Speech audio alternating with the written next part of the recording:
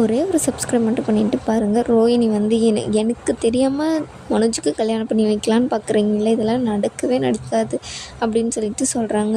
என்ன நடக்குதுன்னே உனக்கு தெரியல ரோஹிணி, அமைதியாக இரு அப்படின்னு சொல்லிட்டு எல்லோரும் சொன்னாலும், இல்லை இல்லை நீங்கள் எல்லாருமே எனக்கு தெரியாத பண்ணுறீங்கள அப்படின்னு சொல்லிட்டு சொல்கிறாங்க. மனோஜ் இருந்துக்கிட்டு, ரோஹிணி இங்கே எனக்கு கல்யாணம் இல்லை அப்படின்னு சொல்லிட்டு சொல்கிறாங்க. அப்புறம் வேறு யாருக்கு அப்படின்னு சொன்னோன்னு பார்த்தீங்கன்னா, மனோஜோட அப்பா வந்து, ரோஹிணி இங்கே அவனுக்கு கல்யாணம் இல்லை, அங்கே பாரு முத்து மீனாக்கும் ரவிக்கும் ஸ்ருதிக்கும் தான் கல்யாணம், நீ இது டென்ஷன் ஆகாது இருமா, இங்கே என்ன நடக்குதுன்னு உனக்கு தெரியல அப்படின்னு சொல்லிட்டு அவர் வந்து பொறுமையாக சொல்கிறாங்க. என்ன அங்கிள் சொல்கிறீங்க அப்படின்னு சொல்லிட்டு அவங்க கேட்கும்போது, ஆமாம்மா அப்படின்னு சொல்லிட்டு அதுக்கப்புறம் அவங்க ஃப்ரெண்டும் இவங்க ஸ்வேதாவும் தனியாக கூட்டின்னு போயிட்டு, இங்கே என்ன நடக்குதுன்னு உனக்கு புரிய மாட்டேங்குது இல்லை, அவங்க பாட்டிக்கு எல்லாமே மறந்து போச்சு, அதனால தான் இவங்களுக்கு மறுபடியும் கல்யாணம் பண்ணி வைக்கிறாங்க, வேறு ஒன்றும் இல்லை, மனோஜுக்கும் அவங்களுக்கு கல்யாணமே கிடையாது அப்படின்னு சொல்லிட்டு சொல்கிறாங்க.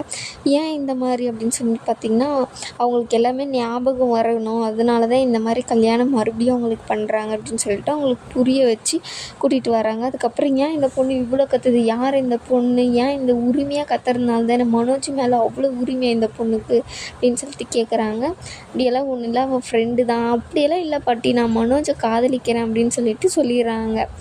என்னது மனோஜை லவ் பண்ணுறியா, என்னது இதெல்லாம் அப்படின்னு சொல்லிட்டு, நீ இது ஃபஸ்ட்டே சொல்லியிருந்தா நானும் இவங்களோட சேர்த்து உனக்கு கல்யாணம் பண்ணி வச்சுருப்பேன்ல அப்படின்னு சொல்லிட்டு சொல்கிறாங்க. அப்படியெல்லாம் ஒன்றும் இல்லை அத்தை, இவ போய் சொல்கிறா, அவ மாதிரி ஃப்ரெண்டு மட்டும்தான் அப்படின்னு சொல்லிட்டு சொல்கிறாங்க. என்னம்மா சொல்கிற அப்படின்னா, ஆமாம் நான் ஃப்ரெண்டு தான் அப்படின்னு சொல்லிட்டு சொல்லிடுறாங்க.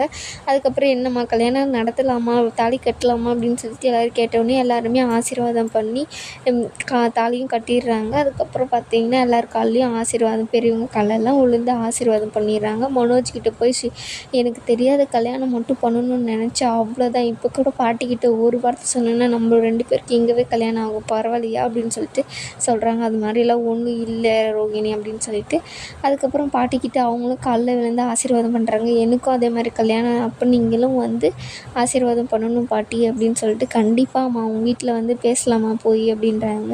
அதெல்லாம் ஒன்றும் வேணாம் அத்தை, அவளை வந்து மனோஜ் லவ் பண்ணலாம், வெறும் ஃப்ரெண்டு தான் அப்படின்னு சொல்லிட்டு போய் சொல்லிடுறாங்க. அவங்களும் பார்த்திங்கன்னா, ரோஹிணி அங்கேருந்து எனக்கு வேலை இருக்குது பாட்டி, நான் கிளம்புறேன், சாப்பிட்டு போமா, வேணாம் அப்படின்னு சொல்லிட்டு அவங்களும் அங்கேருந்து கிளம்பிடுறாங்க. சிந்தாமணியும் பார்த்திங்கன்னா அங்கேருந்து கிளம்பி போயிடுறாங்க. அதுக்கப்புறம் இவங்க விஜயாவை கூட்டிகிட்டு போய் பாட்டி வந்து தனியாக நின்றுக்கிட்டு அவங்களுக்கு ஏற்பாடு பண்ணுறதெல்லாம் ஏற்பாடு பண்ண அப்படின்னு, என்னது அப்படின்னோடனே சாந்தி முகூர்த்தம் தான் அப்படின்றாங்க. சாந்தி முகூர்த்தமா அப்படின்னு சொல்லிட்டு அந்த பக்கம் முத்து வந்து செம்ம எக்ஸைட்மெண்ட் ஆகிடுவார்.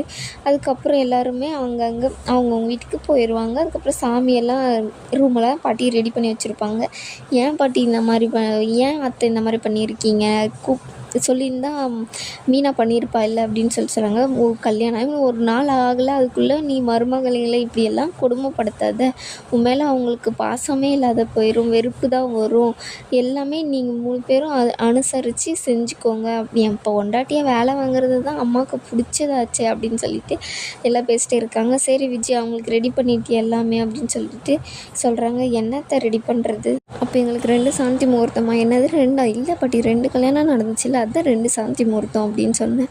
சரி சரி எல்லாருமே போய் ரெடியாகி வாங்க அப்படின்னு சொல்லிட்டு சொல்லிடுறாங்க. அவங்களும் எல்லாருமே ரெடியாகி வந்துட்டு ஆசீர்வாதம் ஆகிட்டு, இந்த வீட்டில் சீக்கிரமாக ஒரு குழந்தை பிறக்கணும் விஜயா அப்படின்றாங்க. என்ன அத்தை இதை போய் என்கிட்ட சொல்லிட்டு, உன்னை இல்லை விஜய் உன் மருமகளுக்கு சொல்கிறேன், நீ பாட்டி ஆகணும், பேர குழந்தைங்க வரணும் அப்படின்னு சொல்லிட்டு சொல்கிறாங்க.